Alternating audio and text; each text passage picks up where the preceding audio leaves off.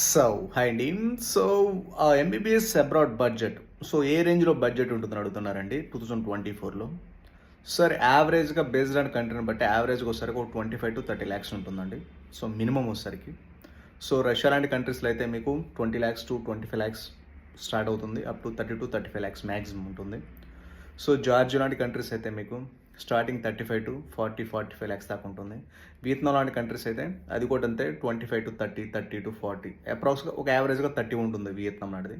Central America, south America, north America, Caribbean islands అయితే మాత్రం 40-50 lakhs start అవుతుంది.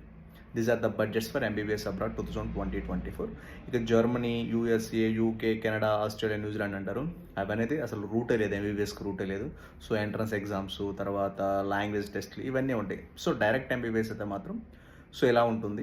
సో బడ్జెట్ యావరేజ్గా వచ్చేసరికి మీరు సెలెక్ట్ చేసుకున్న బడ్జెట్ కంటెంట్ బట్టి డిపెండ్ అయి ఉంటుంది అనమాట, ఇంక్లూడింగ్ ఫుడ్ అండ్ అకామిడేషన్.